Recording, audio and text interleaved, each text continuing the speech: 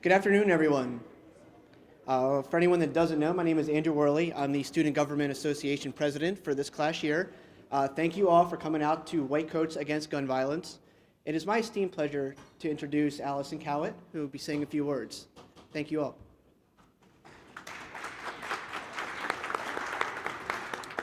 Good afternoon, everyone. Thank you so much for taking the time to join me today. First off, I just wanted to say thank you to Drs. Layson-Wolf and Coop, as well as Dean Eddington and President Perman, as well as fellow colleagues Andrew Worley and Tenny Joseph for their support coordinating this event. 43, 18. From January 1st to February 14th, 43 days had gone by and 18 mass shootings across America. Wednesday, February 14th, I was sitting upstairs in N203 when all of a sudden I received a text. "Didn't you go to MSD?" A text to which I responded, "Yes, why do you ask?" To which my friend replied, "Turn on the news." I stepped out of the classroom to look into what was going on, only to walk out and see all the TV monitors broadcasting, "Shooter at large in Parkland." February 14th, Valentine's Day, the National Day of Love, has now become associated with one of the saddest days in history. Marjory Stoneman Douglas fell victim to one of the largest mass shootings in America. 17 lives lost and many others wounded. These statistics make the shooting at MSD worse than that of Columbine High School in 1999.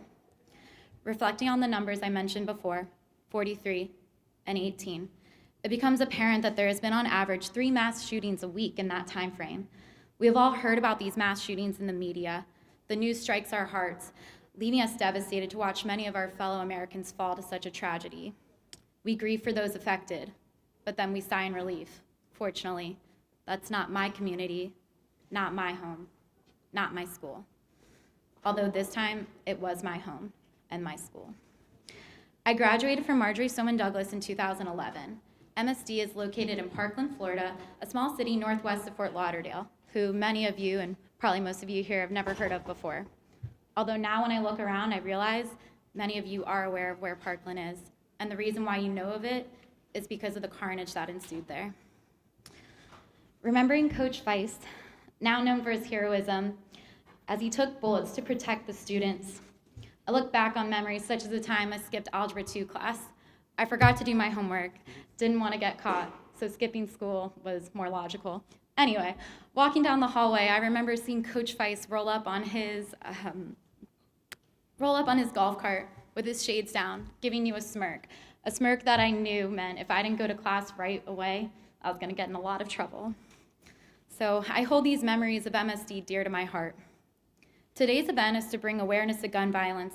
I'd hope after these 18 shootings in 2018, everyone has realized that action needs to be taken to keep our nation safe.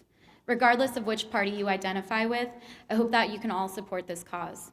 We are healthcare professionals, pharmacists, and when we put on our white coats, we accept a responsibility for taking care of our nation and the public health issues that plague our nation. Gun violence is a public health issue that needs to be addressed.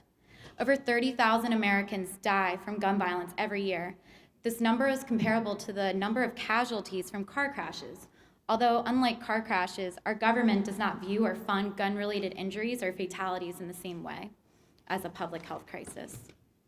Currently, 357 million guns are owned in America, although there's only 317 civilians in America. The amount of weapons owned outweighs the number of civilians in our nation, and I feel this demonstrates the immense need for our nation's shift and focus towards overall change in gun safety legislation, as well as further evaluation of the Dickey Amendment. What's the Dickey Amendment? For those of you who do not know, this was passed in 1996 and was lobbied by the NRA. It essentially prevents the CDC from using any funding to research the impact of gun violence on our public's health. I invite you to research this further. Today, the students of Marjory Stoneman Douglas returned back to school and show great courage for doing so. Back to the school, even though a single change hasn't been put into place to protect them. I ask that we keep them all in our mind throughout the rest of the day, that you all reflect on how you can play a role in advocating for future change, that you consider attending the March for Our Lives on March 24th in Washington, D.C., and if we would all take a brief moment to honor those lives that were lost as well as those who were wounded.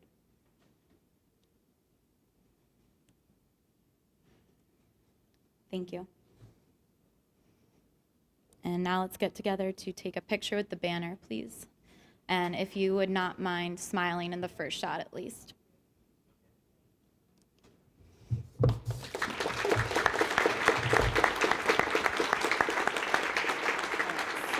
banner back there, we have the banner up here already. Is it back there still?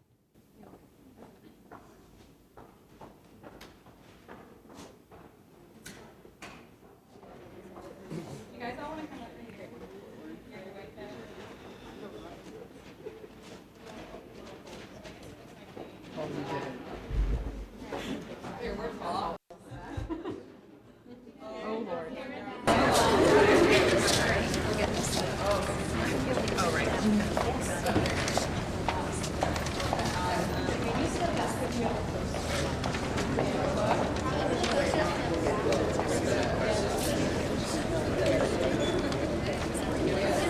It's gonna take a few minutes to get all the pictures that we need to take.